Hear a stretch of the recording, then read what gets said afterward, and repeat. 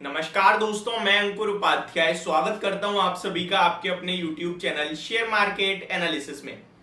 दोस्तों, मार्केट में सुबह से ही जहां मार्केट खुले और तेजी बनने के बाद जो हाई लग गया, वहां से continue profit booking, in fact profit booking तो मेरा गलत वर्ड हो गया, सेल ऑन राइज करते चले गए लोग बाजार में।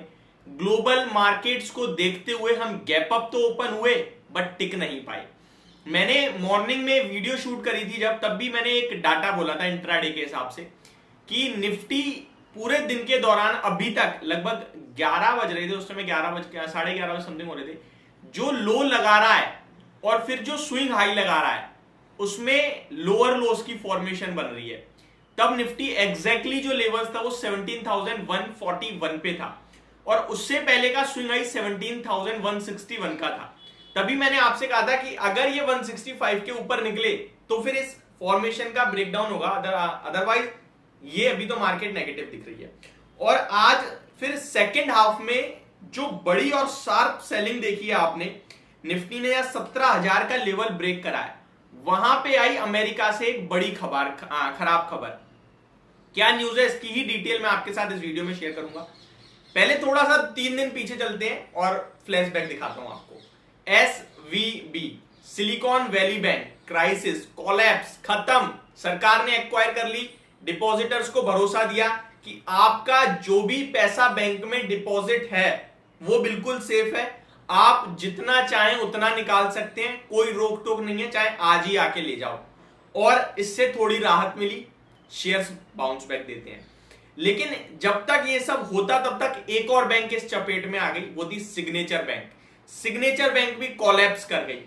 थर्ड एक और बैंक जो इस चपेट में आने ही वाली थी वो थी फर्स्ट रिपब्लिक, जिसमें सिंगल डे में 65% का क्रैश हो गया। हालांकि कोलैप्स नहीं करी, अभी तक कोई दिवालिया घोषित नहीं हुई, लेकिन 62% गिर गई, 62-65%, ठीक है।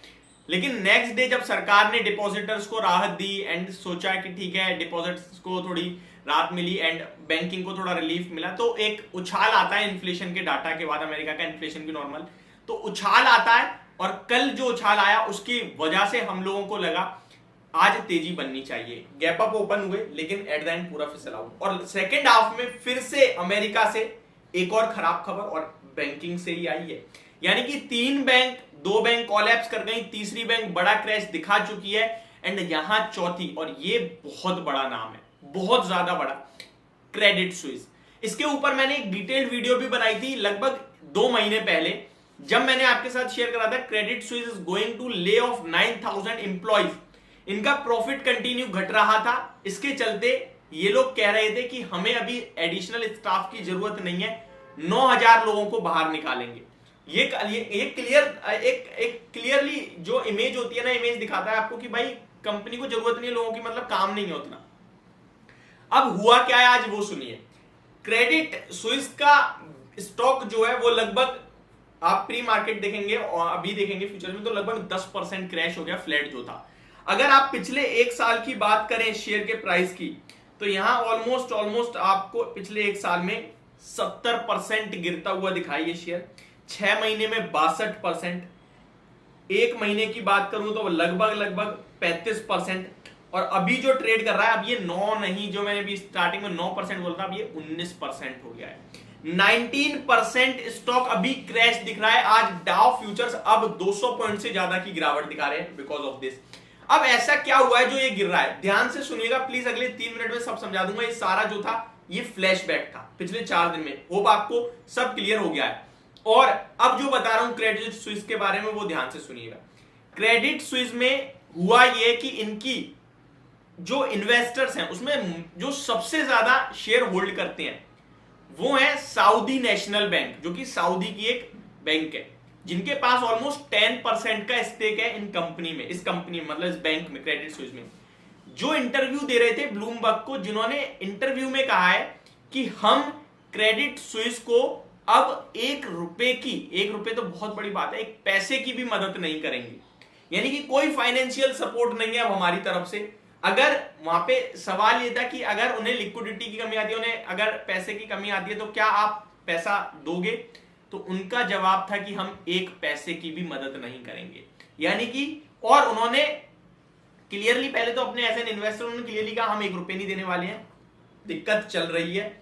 और यही चीज बाजार को इतनी खराब लगी कि क्यों मदद नहीं कर रहे हैं, क्या दिक्कत है। और उन्होंने जो कहा वो ये भी था कि सब ठीक नहीं है, इनके जो फाइनेंशियल नंबर्स हैं उसमें भी प्रॉब्लम चल रही है। जहां अभी रिसेंटली कंपनी कहते हुए दिखी है कि जो नंबर हमने पेश करे हैं वो ठीक नहीं है, तो फिर पेश क्यों करे, गुमराह करा गया। अब ये तो हो गया अभी करंट सिचुएशन। एक और डाटा जो आपको मतलब आप सुनकर हैरान रह जाओगे वो ये कि इससे पहले एक और थे हैरिस करके, जो कि इस बैंक में ऑलमोस्ट 10% ही होल्ड करते थे, जिन्होंने पिछले 6 महीने से बिकवाली शुरू करी है इस बैंक में और लगभग 1 हफ्ते पहले अपना पूरा का पूरा स्टेक बेचा है 10% का। तो ये 6 महीने से कंटिन्यू बेच रहे हैं और 1 हफ्ते पहले ही बेचा और आज ये खबर सामने आ गई। और उन्होंने ये भी क्लियरली बोला है कि क्रेडिट स्विस का फ्यूचर मुझे ठीक नहीं दिखता है। इन सब के बाद अभी जब ये स्टॉक अब 22% नीचे हो गया है, फॉर योर काइंड इन्फॉर्मेशन, अभी 22% नीचे दिख रहा है ये स्टॉक अभी प्री मार्केट में क्रेडिट स्विस का 22% नीचे दिख रहा है। और ये खबर आते ही मतलब लगभग 3-3:15 बजे के करीब आई, ये खबर आते ही जो इनके बॉन्ड्स के प्राइजेस जो थे डिफॉल्ट के वो 10% 15% बढ़ गए। तो ये दिखा रहा है कि इसके डिफॉल्टर होने के चांसेस अब बढ़ रहे हैं। तो ये एक बड़ी खबर है जिसकी वजह से अब क्रेडिट स्विस लगभग 22% नीचे हो गया है। डाउ फ्यूचर्स जो 200 पॉइंट्स नीचे था, अभी मैं करंट सिचुएशन आपको बताऊं तो लगभग 427 पॉइंट्स नीचे है। ये पूरी क्रेडिट स्विस की गिरावट है। और क्रेडिट स्विस एसवीपी नहीं है, सिलिकॉन वैली बैंक नहीं है, ये ग्लोबल मार्केट्स में बैंक है और बहुत बड़ी बैंक है, बहुत बड़ा क्राइसिस हो सकता है। ये अगर कोलैप्स करता है तो फिर लेमन ब्रदर वाला केस बन सकता है। मैं सिर्फ आपको इस वीडियो के माध्यम से जागरूक करना चाहता हूं। जो लोग ये सोच रहे हैं कि मार्केट बहुत गिर गई है, पैसा लगाने का समय है, प्लीज अभी मत लगाइए। अमेरिका में 850 से ज्यादा बैंक है, अभी प्रॉब्लम खत्म नहीं हुई, धीरे धीरे आपके सामने चीजें सामने आती जाएंगी। एक और चीज बोल दूं, 22 तारीख को एफओएमसी की मीटिंग है जहां पे आपको हो सकता है रेट हाइक होते हुए ना दिखे। मार्केट शॉर्ट टर्म में पॉजिटिव भी हो, लेकिन आप ये याद रखना मई में दोबारा से होगा, तब रेट हाइक करने ही पड़ेंगे क्योंकि इन्फ्लेशन नीचे लाना है। तो ये मेरी तरफ से एक जानकारी भरी वीडियो, होप आप लोग समझ गए होंगे जो मैं बता रहा हूं, और जितनी भी चीजें बताई अब शायद आप कंफ्यूजन में नहीं होंगे। Thank you so much for watching this video, have a great day guys.